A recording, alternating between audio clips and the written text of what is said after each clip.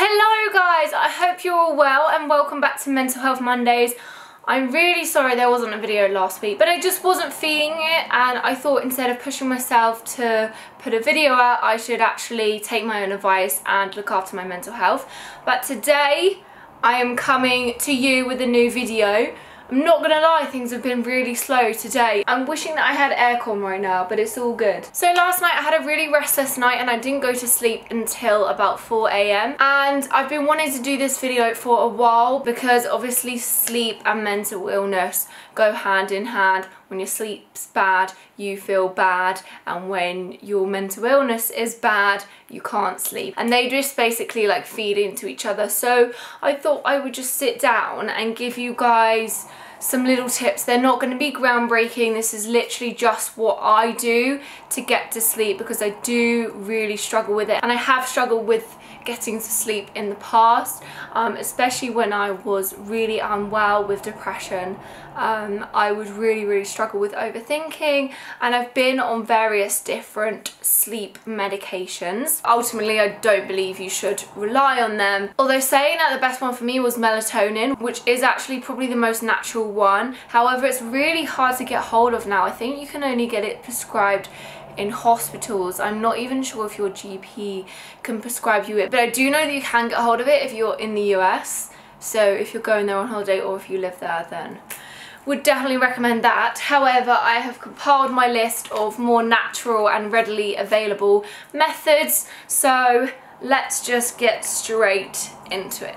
When I was in NHS therapy and they used to just like print out loads of like sheets and give them to me, one of them I remember being handed to me was sleep hygiene. And I was like, what do you mean sleep hygiene? Like, are you trying to say that I'm unclean when I go to sleep? I wasn't like aware of the phrase sleep hygiene, but it's basic. I can't really explain it. It's literally just like your sleep routine and everything around your sleep. And the number one thing that they always recommend you to do is have a routine. And as someone with a life that is not always the same all the time, I can be in different places and I don't always go to bed at the same time.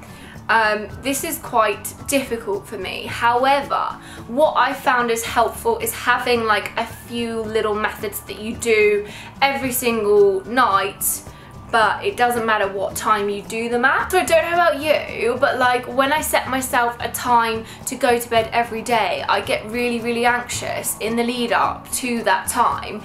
And then if it's like after that time and I haven't got to sleep, then I get even more anxious that I'm not asleep. So I don't like putting a time on it. Like if I do, I'll give myself a rough time. Anyway, so number one is try and stick to a routine, and then I'm gonna tell you what I like to incorporate into a routine. Again, I'm not here saying that I do this every night. I'm not perfect. I don't have a perfect sleep routine that I follow every single night, because like I mentioned, I'm like away a lot and I stay at my boyfriend's house a lot, and so I don't always have the home comforts that I would like with me, but I make sure I adapt my routine and just like take little bits that I can away with me. So I would say the most important thing is having a nice relaxed environment in your bedroom. For me, bedding is really important. I like a specific type of pillow. It has to be like substantial but squishy. I found some amazing pillows from IKEA that were like super cheap. I think they were like £10 each, which do the job. So I've got my pillows. I just think it's so important that your bed is somewhere that you look forward to going to. I have an amazing mattress that I was actually lucky enough to be sent as well. It's a memory foam mattress. And I'm not saying spend loads of money on like new pillows and duvets and mattresses and everything. Even if it's one cushion that you have that you find is comforting and calming, or a throw, anything it is that you can have in your space that makes you excited to get into bed. Part of setting the scene for me is having my sleep mask and my oils. I have a sleep mask at my boyfriend's that I always use because I just like things to be really dark, and I have so many of them. And as for oils, my three favourites are the Aveda Stress Fix oil. Their whole Stress Fix range is amazing and I would highly recommend it. I love Aveda, as you guys know, but this oil is something that I discovered a couple of years ago, and I just like to rub it on my pulse points.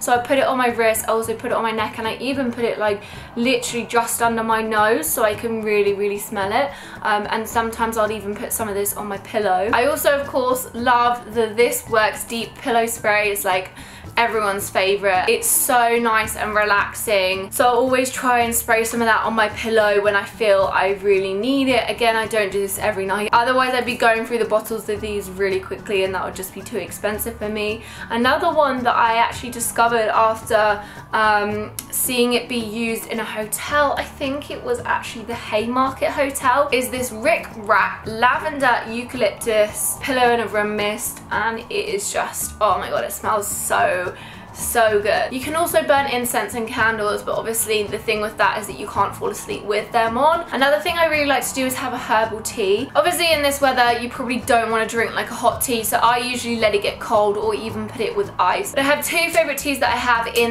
this tin. This is not sponsored in any way, by the way. Heath and Heather Organic Chamomile and Spearmint. I really like mint teas, I really like chamomile tea, so these two combined are perfect. And then I also have my absolute favourite. Honestly, you guys, this tea is my life. It is amazing. It's the Clipper, a bag of art, snore and peace infusion, and it has chamomile, lemon balm and lavender in it. And whenever I go to a hotel, I'm always so happy when I see chamomile tea in the little tray thing. My next tip is to write down what's on your mind. So for me, the number one cause of not being able to sleep is overthinking and worrying. I overthink and I worry about anything and everything, like really silly little things, but in bed at night I think they are the worst thing in the world, and I actually just dread waking up in the morning, and it's taken me a while. I'm still in this cycle of feeling anxious when I go to sleep and feeling anxious when I wake up. But it's fine, I'm working on it. So what I find really helpful is to write it down. This can either be in a notebook. It's really nice to like just scribble down how you feel, even if it's just words. Like sometimes I have so much that I want to put onto the page that I'll just write keywords. If I don't have access to a notepad, I will just literally write it down on my phone. Tip number 4 is to read. Now obviously all the sleep experts you get are going to tell you to not watch TV and to not look on your phone and scroll through social media. I would say for me, actually, when I was heavily depressed, having the TV on really comforted me and helped me take my mind off things. I would always watch Family Guy late at night, and I just found that it really distracted me from what was going on in my head. So I would say personally that's fine. I would always put my screen on like the lowest brightness possible. I wouldn't advise scrolling through social media. If you really must go on social media before you go to sleep, I would personally recommend going onto a positive page. Someone actually recently recommended me this one called, I can't remember, I'll put it on the screen, it's called like the Happy Newspaper. But aside from reading on your phone, I would 100% recommend reading a book, either a fiction book or even a book that is targeted towards what you're trying to work on. So for me at the moment that's anxiety. I find by reading a book on anxiety and having someone say that it's okay to feel how I do before I go to bed, that really helps me. The final tip is something that I actually discovered when I broke up with my ex last year, and I really couldn't sleep because I was overthinking, is meditation. I'd never really come across meditation. I thought it was something,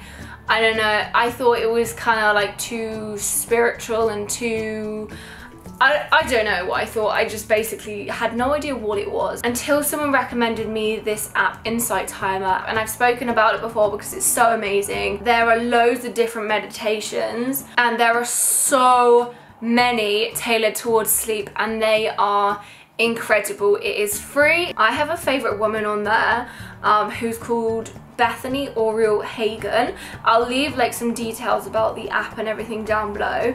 She's amazing. She like plays relaxing music and like does visualizations and all of that to help you. And your mind does drift when you're listening to it. You will start to overthink about things. They're fully aware of this and they will bring you back in and tell you that it's okay for your mind to drift.